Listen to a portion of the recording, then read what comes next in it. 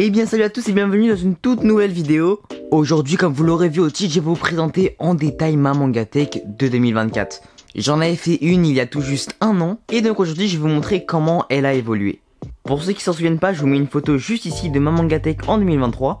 D'ailleurs, comme vous le voyez à l'écran, on est 976 sur la chaîne, donc n'hésitez pas à vous abonner pour qu'on passe enfin les 1000 abonnés. Et bon, sans plus tarder, je vais vous présenter ma Mangatech. Et on va commencer bien sûr avec les One Piece. J'ai jusqu'ici du tome 1 jusqu'au tome 30 avec une petite figurine de Luffy, une autre juste ici de Zoro qui boit son alcool, et puis derrière un cadre en bois de Zoro. Pour le coin One Piece, ça a pas changé, toujours une figurine de Doflamingo. Puis ensuite on a du tome 31 jusqu'au tome 66, donc je m'en suis pris un tout petit peu depuis la dernière fois. Pour One Piece, j'aime trop, mais en ce moment je me concentre plus sur d'autres séries comme vous le verrez après, plutôt que de compléter du One Piece. Sinon là-haut, on a un billet en or de cette scène iconique, une figurine de Crocodile qui est juste magnifique, et derrière un agenda 2022 pour vous dire à quel point ça date que je l'ai. Bon voilà pour le coin One Piece, on n'a pas trop de trucs à redire là-dessus, c'est classique, ça fait le taf, on a quelques figurines, quelques décorations, on a tous les tomes, donc en vrai moi j'aime bien mon petit coin One Piece. Nous allons ensuite passer au coin de Demon Slayer, avec un petit sticker de Inosuke juste ici, une petite figurine de Zenitsu, un billet en or de Rengoku, encore Rengoku, et bon au niveau des tomes comme vous voyez j'ai en double le tome 1, c'est tout simplement parce que celui-ci est collector et l'autre c'est le classique. On a ensuite du tome 1 au tome 20 avec le tome 21 en édition collector, le 22 aussi. Et puis le 23 avec sa jaquette collector qui est juste magnifique. Ensuite le fanbook officiel qu'on pouvait avoir avec le tome 21 collector de Demon Slayer. Le spin-off de Demon Slayer, d'ailleurs je vous le recommande, il est vraiment stylé à lire. Et puis ensuite le guide du vent, donc c'est un roman, on pouvait l'avoir avec le tome 22 de Demon Slayer en collector. Comme vous l'aurez vu, on a une petite pop de Tanjiro avec un petit ex-libris. Et puis juste là j'ai un jeu de cartes de Demon Slayer. Bon après ça se voit que j'aime pas trop Demon Slayer quoi. Tellement j'aime pas, j'ai le tome 1 en portugais et le tome 2 en polonais. Mon but c'est de compléter l'intégrale de Demon Slayer avec plein de langues différentes. Et bon sinon voilà la vue d'ensemble pour le coin de Demon Slayer. Nous passons juste en dessous avec directement du Dr Stone. Bon on va pas trop s'attarder là-dessus, à part le fait que j'ai quelques tomes brillants comme ici le tome 8 ou encore le tome 9. Qui sont je crois l'ancienne édition, donc des tomes rares. D'ailleurs faut vraiment que je complète Dr Stone parce que je ne suis qu'au tome 16. Juste à côté un petit ex-libris de Chainsaw Man. Nous passons à côté avec du Tokyo Revenger comme vous pouvez le voir juste ici. Donc j'ai du tome 1 jusqu'au tome 29, donc le dernier tome sorti. J'ai aussi le tome collector. Et je le rappelle, vous pourrez le gagner aux 1000 abonnés. Il va contenir ces deux silhouettes en carton, ainsi que le character book du Tenjiku et bien sûr le tome 28. Juste derrière, je vais appeler ça un éventail, donc qui vient de la Japan Expo. On pouvait l'avoir en achetant 2 tomes de Tokyo Revenger et du coup, je l'ai eu. Et on va terminer sur Tokyo Revenger avec le spin-off de Baji. Et puis aussi, lisez ou regardez Tokyo Revenger, on s'en fout, les deux sont incroyables. On passe maintenant à l'un de mes coins préférés qui est le coin Jujutsu Kaisen. On va avoir du tome 0 jusqu'au tome 22 avec le roman numéro 1 qui fait partie du tome collector du tome 13. Nous avons ensuite, comme on peut le voir, beaucoup de figurines pop. Juste ici Yuji Tadori, son frère Aoi Todo, et puis ma préférée, celle de Suguru Geto. On a même un petit Gojo là-haut. Et puis ensuite les autres décorations ici, ici ou encore là, qui font partie du tome 20 collector de Jujutsu Kaisen. D'ailleurs, il est juste énorme. Juste là, on a encore une pochette que j'ai gagnée à la Japan Expo. Et puis là, c'est des pins, donc à chaque fois, c'est un truc avec Jujutsu Kaisen et My Hero Academia. Donc celui-ci, si je le retourne, on va avoir des coups. Et à l'intérieur on a des pins de My Hero Academia ainsi que des pins de Jujutsu Kaisen. La pochette c'est une pochette à manga, donc je l'ai eu encore une fois à la Japan Expo pour un tome de Jujutsu Kaisen et un autre de My Hero Academia à acheter. Donc vous mettez votre petit manga quand vous faites des achats et à l'inverse on va avoir des coups. Mais encore une fois je préfère garder ça pour la décoration. Donc voilà, et moi je kiffe vraiment mon coin de Jujutsu Kaisen parce qu'il y a beaucoup de figurines, il y a beaucoup de décorations. Les couleurs sont un petit peu sombres, moi j'aime vraiment trop. On va passer une série manga que je ne possédais pas du tout avant, donc dans ma Mangatech 2023. Et nous passons à une masterclass Berserk. Pour Berserk, j'ai du tome 1 jusqu'au tome 30. Et comme on peut le voir là, j'ai encore pas mal d'espace pour ranger les derniers tomes, c'est-à-dire les 12 derniers tomes avec le tome 42 qui est sorti il y a pas si longtemps que ça, ou je crois même qu'il n'est même pas sorti encore en France. Donc Berserk, que dire sur ce manga? C'est une dimension assez spéciale quand même, c'est assez gore, c'est sombre, c'est une dimension particulière, mais franchement j'ai adoré la lecture et j'adore encore parce que je n'ai même pas encore fini. Et d'ailleurs regardez-moi ces covers, elles sont juste magnifiques.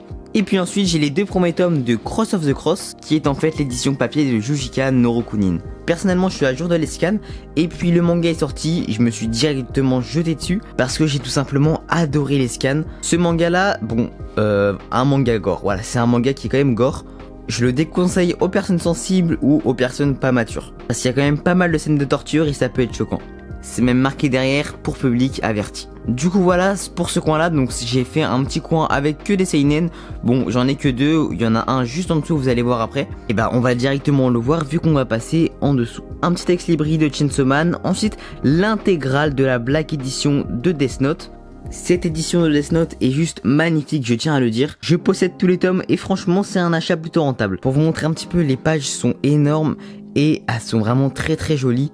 Je pense que si vous kiffez Death Note, ce serait bien de l'avoir dans sa mangatech. Et je suis d'ailleurs très heureux de l'avoir en ma possession. J'ai même relu la Black Edition tellement j'ai kiffé l'animé. Un manga avec des jaquettes de couleurs plutôt colorées et puis vers la fin plutôt sombre. Ce manga c'est Boni Pun Pun. C'est aussi un seinen qui est assez spécial. On est dans une dimension de réalité où le personnage principal est un oiseau. Ça change des autres œuvres et franchement j'ai plutôt aimé lire ce manga. Et si vous l'avez pas lu ou ceux qui vont le lire ou ceux qui l'ont déjà lu vont normalement comprendre pourquoi au début c'est coloré et vers la fin ça devient un petit peu plus sombre. Passons ensuite à Chainsaw Man. Et là, j'ai un petit avis à faire. Personnellement, du tome 1 jusqu'au tome 11, j'ai adoré Chainsaw Man. Il fait partie clairement de mon top 3 manga. Donc, du tome 12 jusqu'au tome 15, il y a même le 16 qui est sorti, il me semble. Et bien, personnellement, j'ai pas du tout aimé. J'ai pas aimé les méchants, j'ai pas aimé les personnages, donc tous les nouveaux, et la mentalité de Denji. Bon, c'était un petit spoil, donc si vous avez pas encore lu, n'écoutez pas. Mais en gros, eh bah, il va vouloir que tout le monde sache que c'est lui Chainsaw Man pour avoir plein de meufs. Il n'y a pas vraiment de méchants au-dessus que Makima en vrai. Donc c'est la partie 2 de Chainsaw Man. Moi j'ai plus kiffé la partie 1, franchement 10 sur 10 la partie 1, mais la partie 2 pour moi c'est aux alentours de 4-5 sur 10. Ensuite Sakamoto Days, je me suis acheté un seul tome depuis, donc il y a pas si longtemps que je me le suis acheté en plus. Je me suis dit qu'il fallait que je reprenne parce que tout le monde dit du bien là-dessus. J'ai pris le tome 3 et je vais me remettre petit à petit dedans,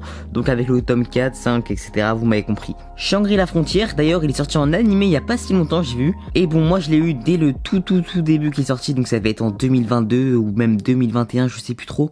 Je l'avais acheté dès sa sortie, j'avais même une PLV de Shangri-La Frontière. Et puis à partir du tome 4, bon j'ai remarqué que c'était pas trop mon univers en vrai. J'ai bien aimé le début, dans le sens où il était dans un jeu vidéo, il découvrait tout ça, mais à partir du tome 4, bon c'était plus trop ce que je recherchais. Ensuite on a Sky High Survival. J'ai bien aimé toute l'œuvre, d'ailleurs je l'ai pas du tout fini hein, mais j'ai bien aimé lire tous les tomes en vrai, mais je sais pas, je kiffe lire les tomes, mais j'ai pas envie de compléter, c'est vraiment bizarre, je kiffe lire les tomes mais je sais pas, il y a un truc qui me bloque. Pour ceux qui ont vu la vidéo 2023 Naruto, ça bouge pas, toujours les mêmes décorations, toujours le même nombre de tomes. On va arriver sur l'une des dernières parties qui est la partie avec My Hero Academia. Donc My Hero Academia, on a beaucoup de décorations et du tome 1 jusqu'au 8 avec le tome 30 en collector. Je me demandais pas pourquoi j'ai acheté ce tome. Une pop de Hawks, donc franchement incroyable la pop, il y a rien à dire là-dessus. Juste ici une de All Might, un stand acrylique de Deku, une figurine de Deku juste derrière. Là-haut on a un ex-libris de My Hero Academia, une figurine de Dabi, donc dites-moi ce que vous en pensez. Et bon voici pour mon cours My Hero Academia, j'ai fini l'animé, d'ailleurs il y a la nouvelle saison qui va sortir en 2024, je suis trop pressé. Et franchement j'ai pas peur de le dire, c'est vraiment l'un des meilleurs Noujiennes. Bon et puis voici pour cette mangatech là, on a ensuite la toute petite juste ici. Bon d'ailleurs je l'ai pas dit mais j'ai actuellement 335 tomes dans ma mangatech. J'ai mon petit coin Black Clover, donc du 1 jusqu'au 17, une petite pop de Asta et ma fierté, voilà, un jump. Pourquoi je l'ai mis avec Black Clover? Parce que la cover c'est Asta. Black Clover j'aime bien, il faut que je continue mais je suis pas trop focalisé là-dessus, je préfère continuer Berserk. Mais sinon vrai Black Clover c'est vraiment un très bon manga. En dessous, un coin aléatoire, c'est clairement aléatoire. Du Dragon Ball Spice Family, on a Mission Sakura Family, un ex-libris, du tome 1 jusqu'au tome 8, petite figurine pop de Roronoa Zoro, une pop de Lily de Fairy Tail et le tome 1 à 5 de Fairy Tail. J'allais oublier Seven Deadly Sins, oui j'ai le tome 1 et 2. Seven Deadly Sins, j'ai fini l'animé bien sûr, c'est même mon petit frère frère qui me les a pris pour mon anniversaire. Donc ça remonte à quand même il y a pas mal d'années. On a du tome 1 jusqu'au 5 de Fairy Tail et puis du tome 1 au 7 de Spy X Family. Commencé le manga Fairy Tail et puis j'ai fini en animé. Et Spy X Family, du tome 1 jusqu'au 7 et puis au tome 7, ça m'a un petit peu saoulé, un petit peu comme Mission Yozakura Family. Et puis en dessous, du coup, Kiei 1 jusqu'à 3, donc le manga du rire jaune. Moi qui aime bien les mangas où il y a un petit peu de combat, tout ça, c'est pas trop mon délire, mais franchement c'est plutôt drôle. Il y a pas mal de petites histoires si je me souviens bien. Ensuite, comme j'ai dit, le tome 1 en portugais de Demon Slayer, donc j'en ai parlé tout à l'heure, et le tome 2 en polonais ramené par mon père. Le tome 1 de l'Attaque des Titans, donc un tome 1, voilà, je l'ai eu à mon anniversaire.